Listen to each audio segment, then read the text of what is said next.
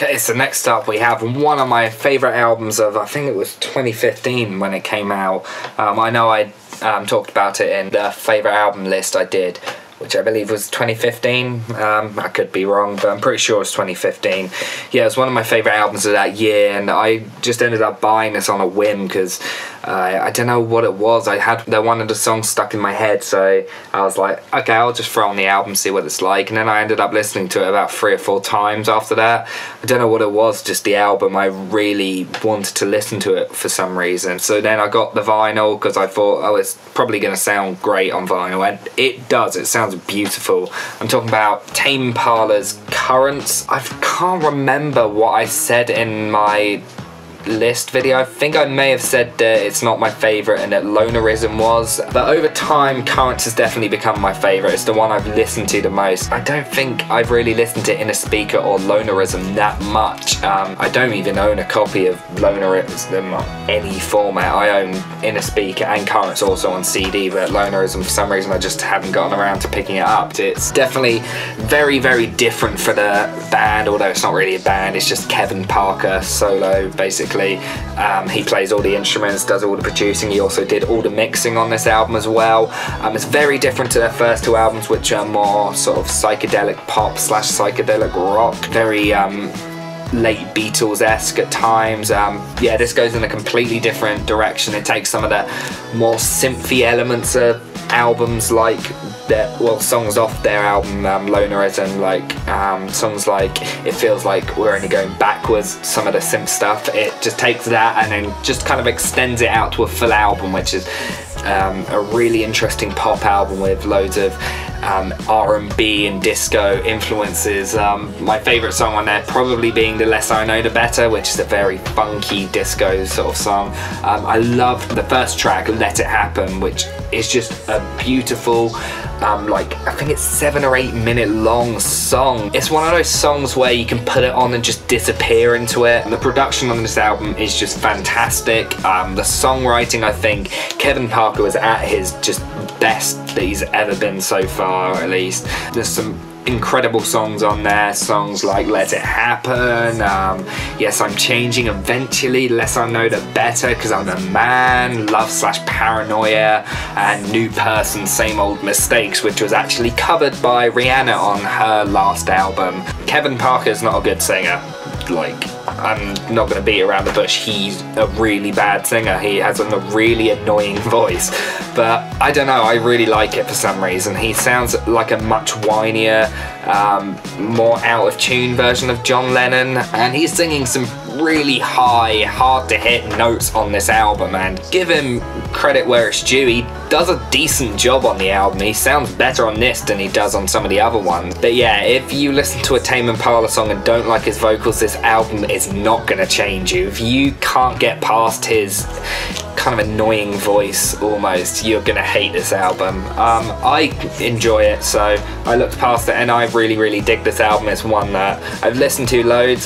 Tame Impala's Currents, really great album, definitely deserving of being on my favourite list of 2015. Next up, we've got an album that I've already reviewed. I reviewed it recently, a few weeks ago when it first came out, so I won't talk too much about it. One of my favourite albums of the year. I really love this album. I think out of every album I've pre-ordered this year, only 3 of them have been good, and I've probably pre-ordered about 6, 7, maybe 8. I can't really remember exactly. I think it may be 8 actually.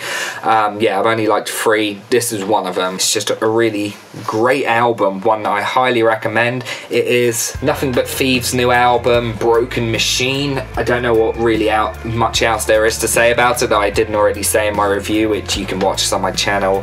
But yeah, really like this album. The only other thing I can really say is that I didn't talk about the song Soda in my review, which wasn't intentional, it just didn't really hit me at the time, but it's a song that now over repeated listens, I've fallen in love with that song massively. It's now one of my favourites, one that I've been listening to quite a lot recently. Yeah, really good album, massively better than their first album, which I still really liked. So yeah, I love this album. I'm seeing them live next month, I believe, at a sold out show not too far away from where I am. So that's going to be really good. I'm really excited for it. Can't wait to hear the songs from this album live, and I hope they do Particles, because it's still my favourite song on the album. I still adore that song. So yeah, Broken Machine, really, really good alternative indie rock sort of stuff. Next up, we have an album that I reviewed when it first came out,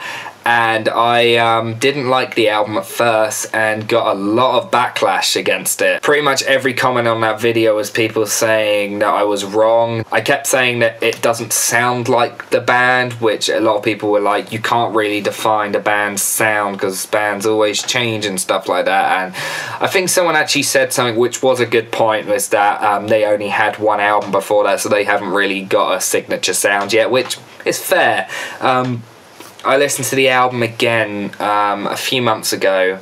I can't remember why, but I had one of the songs stuck in my head. I was like, maybe I'll give the album another try, see if it grows on me at all. Yeah, I was completely wrong in my review. This is a really good album. I think out of the band's 2 albums, this is probably now my favourite. So yeah, apologies for not really liking it at first, but I've finally grown to it. It is the Catfish and the Bottlemen album, The Ride. Catfish and the Bottlemen are now a massive indie rock band. I got into them shortly before this album came out, and they weren't massive yet. They were still playing mid-sized venues in the UK and stuff, and then all of a sudden this album came out, and now they're playing arenas all over the world. So yeah, it was really weird how quickly they just exploded. Yeah, it's not hard to see why, because this album is definitely a really, really good indie rock album. There's some fantastic songs on it, and in my original review I said that Outside, the last song on the album, was not good. I said it was a really bad ending song, I didn't like it. And then one day I heard it on the radio, I think, and I was just like, what is this song? And I looked it up and I was like, oh, I thought I didn't like that song. So then I listened to it again at home, and next thing I know, it's in my top 5 most listened to songs on Spotify. Yeah, I adore Outside. It's my favourite Catfish and the Bottlemen song now. One of my favourite songs of the last couple of years. I just love that song so much. It's a song that I've listened to, honestly, hundreds of times now, and I'm still not sick of it. And the album as a whole, I think there are some songs I don't really like. I'm still not big on Oxygen. I still don't think that's really that great a song. Yeah, Heathrow is probably a weaker track as well, but honestly, for the most part, I think it's a really, really solid album. There's some really good songs on there, and I don't really understand why I didn't like it the first time round. Although I really do like The Balcony still. I still think The Balcony's a great album. I don't know, The Ride just, it's a little bit better now for me. The only problem I have really still with it is that there are moments where it does feel a little bit derivative of bands like Oasis. It seems like they're obviously inspired by them, and it gets to a point where they're kind of showing off their influences a little bit too much. I remember in my original view that was a big problem I had with it, and now I can kind of look past it. I've accepted it. I can just enjoy the music for what it is, and yeah, I really, really like the album. Yeah, it's also one of the only vinyls I think I have that has the parental advisory sticker on the album, which is interesting. Not a lot of albums have it anymore, not even like the CD or digital or anything, so it's definitely interesting to see it on the album cover. So yeah, Catfish and the Bottlemen, The Ride. I've just looked at it the next time, and yeah, I'm not looking forward to talking about this one, because it's one that I was going to review it. I started writing the review, and then horror season, I realised I had so little planned for it, so I just kind of put everything else on hold to get horror season done. So the review of this album kind of got pushed to the side, and now it's gotten to the point where there's not really a lot of point in talking about it quite yet. I'm going to hold off a little bit, just simply because the hype's kind of worn down now, so there's not really a lot of point in talking about it now. I might as well just wait till I've reviewed the other albums by the band. So yeah, you may have guessed what it is, considering that there's only one band whose entire discography I'm reviewing, so yeah, let's get it over with. Concrete and Gold, the new Foo Fighters album. I really don't like this album. I'm not big on Sonic Highways, but at least I enjoyed moments of it. I won't talk too much about the album because I am going to do a review eventually. I don't like Sonic Highways. At the time I thought it was their worst album, and now we got a new contender for the worst spot. Honestly, even at the band's worst before this, I could enjoy the albums. Like, honestly, although I'm going to spoil it, I'd probably give the worst albums they've done, One by One and Sonic Highways, possibly, One by One I think I gave a 7, Sonic Highways I'd probably give a 6 or a 7 as well, because there are moments that I really like. There's some of the band's best songs on that album, I think. It's just, I think a lot of it just doesn't really work too much. Whereas this album, oh wow, this album is really not good. Seriously, this is just a really bad album. I think this is the band's worst album by a fucking mile. It's just, there are good moments. I like Run, the single, although I have actually written me talking about that song. I did a short review in the One by One review, but I've written the script for the review up until that point, and I've talked about it quite a lot because I have a lot more to say about that song than originally I did. I like The Sky is a Neighborhood. It's one that really grew on me because I didn't like it at first, but now I really dig it, and I like the song Arrows quite a bit, and I love the line, but that's honestly it. T-shirt's okay, everything else absolutely awful. Make It Right is terrible. La-di-da I think was okay, but Dirty Water, no, I didn't like that song. Happy Ever After I hated.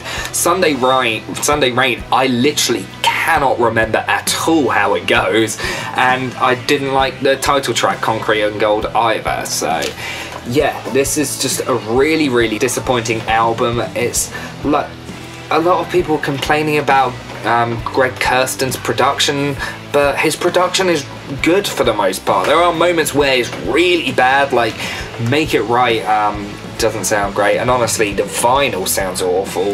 The vinyl, honestly, I put it on and it just sounded like complete noise. Like, I couldn't understand anything. Like, I couldn't pick out any riffs, I couldn't pick out any of the lyrics. It was so loud and noisy. And yeah, it does seem like Greg Kurstin's gone into the album with the intention to make it incredibly brutal and loud, and the problem is they haven't really written riffs around that. The riffs are kind of very soft at times, but they've tried to crank everything up so loud that it ends up being loud, and it just doesn't really work. It doesn't sound great. Not only that, the songwriting is really bad. There's like barely any memorable riffs at all. I can't really I think Run is the only song with a riff that's actually any decent. Like, even The Sky is a Neighborhood doesn't really have much of a riff. There's just nothing really memorable about the album, and nothing that sets it apart or makes it like an important point in the band's career. I just do not like this album at all. I think it's just so bad. Yeah, it's gonna be, I'm gonna do a worst albums of the year list this year. It's gonna be on that, like, I have no doubt in my mind it's gonna be on that. And there's some there's a lot of contenders for that list as well. But yeah, I had low expectations for this album, and yet I'm still disappointed. I really don't like this album. I'm looking forward to doing a proper review so I can talk in depth about why I hate it so much. But yeah, until then,